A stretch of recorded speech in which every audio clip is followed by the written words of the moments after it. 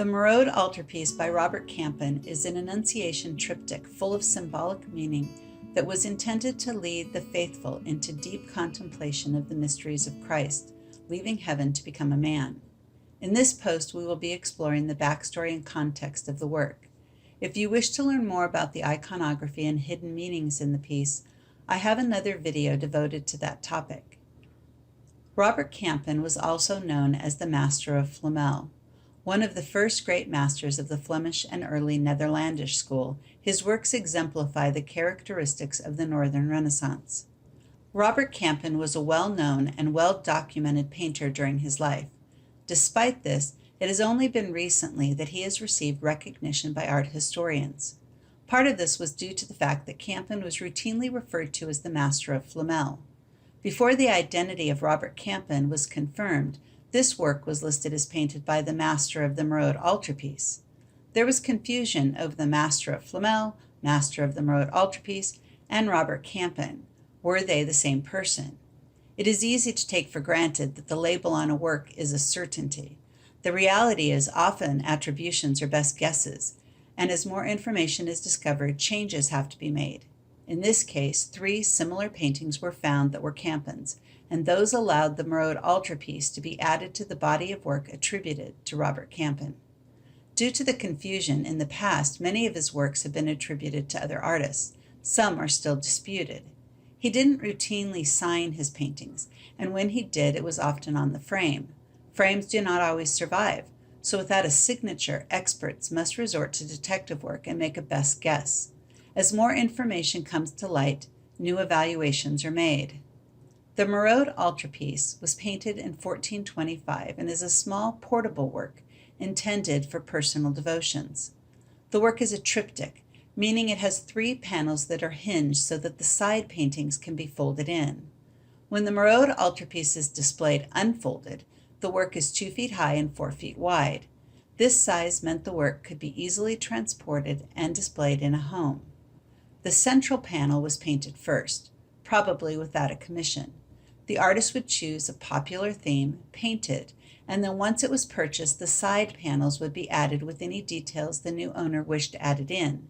In this case, the donor wanted himself painted in on the left wing. It was common for the person who purchased a work to have themselves painted in. The side panels are hinged so that the piece can be folded up. The work is currently held by the Cloisters, part of the Metropolitan Museum in New York City. In this altarpiece, the donor and his wife are painted on the left panel. This follows a long tradition of painting the person paying for a work into the painting in an attitude of worship. During the Middle Ages and the Renaissance, these portraits, sometimes called votive portraits, were often on side panels as if the figures are present watching the sacred stories unfold. The word votive means consecrated or performed out of devotion. If a person purchased an altarpiece for a public building, their generous gift would ensure that they would have prayers for their souls in perpetuity. Sometimes the donors were groups of people, perhaps a guild or confraternity. Donors were often painted much smaller than the biblical figures and would be kneeling. Most often, the biblical figures appear unaware of the presence of the kneeling donor, but a patron saint might be with the donor, perhaps with a hand upon their shoulder. In later Renaissance works, artists began to work the donors into the painting, making them a face in the crowd, a soldier, etc. This work is an oil painting. Tempera paint used during the Italian Renaissance is opaque and quick to dry. Tempera was made by mixing pigments with water, then egg yolks, and generally one other binding ingredient. Without an additional glue element, the tempera would crack and even flake off. Artists often covered a work with varnish to give it some of the shine and deep color that oil paints achieved, but varnishes darkened with time and couldn't create the light-reflecting properties of oil. Tempera was the medium used in fresco painting, or paintings on plaster walls that were typical in Italian churches and palaces. By contrast, the Merode Altarpiece is typical of the Northern Renaissance work and is done in oil on a wood panel. Wooden panels, while not unheard of in Italy, were far more common in the northern areas of Europe. The panels were better suited to the medium of oil, and Campin and his contemporaries pushed the boundaries of what could be achieved with this new medium. Oil painting was perfected in the North, where its luminous qualities and the ability to paint with more clarity and detail were prized.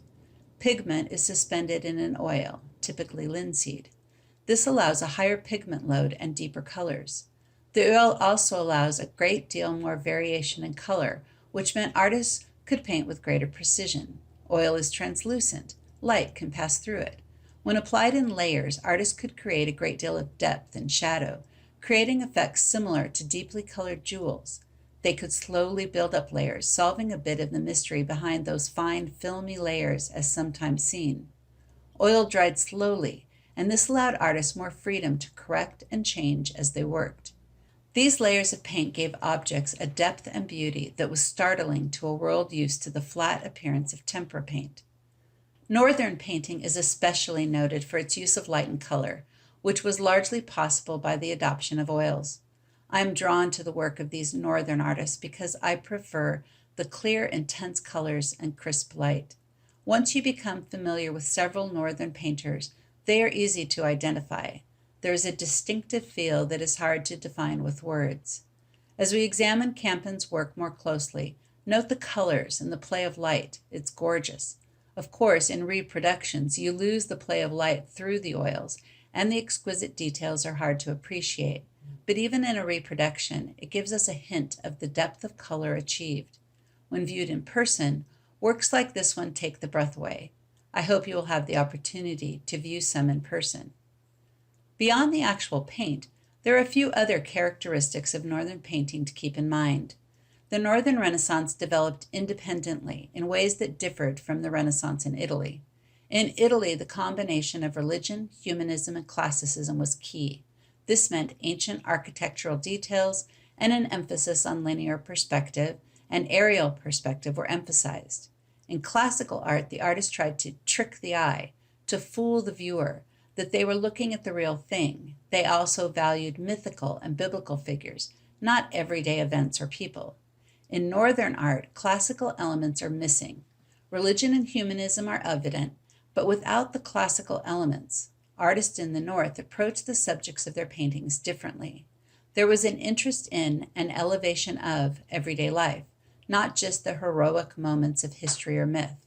While painting the nobility was certainly done, there were also paintings of common people going about their days. This created a whole new category of work, the genre painting. Much of the inspiration for the Northern Renaissance came to us from the illuminated manuscripts. As we saw earlier, these amazing works have achieved a great deal of realism and an obsessive attention to detail. The artists of the North didn't just paint details, they made them intricate, sharp, and clear. Often the details were imbued with meanings. Later in our discussion of this piece, we will see that even the small carvings on the bench carried meaning and added to the story being told. In fact, the North valued a certain secretive element to the meaning of the details. Some symbols, such as bread and wine for the Eucharist, were universally understood, but others required thought and detective work to piece together.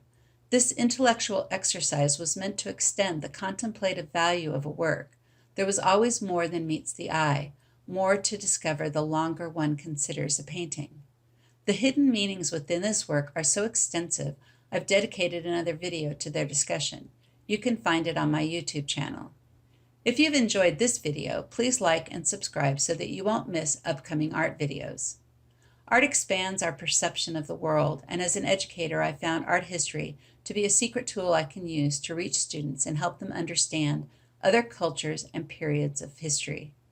If there is a piece of art you'd like me to make a video on, please let me know in the comments below. Thanks for joining me and hanging in there to the very end. Thanks for watching. Make sure to like this video by giving us a thumbs up below, and make sure to subscribe so you don't miss great commentary on classic works of art. KellyBagdanoff.com is your source for great content and curriculum, as well as devotional materials using the medium of art. Make sure you visit and subscribe. Pablo Picasso said, "Art washes from the soul the dust of everyday life." So take a moment to share this video because art is too important not to share. See you later, alligator.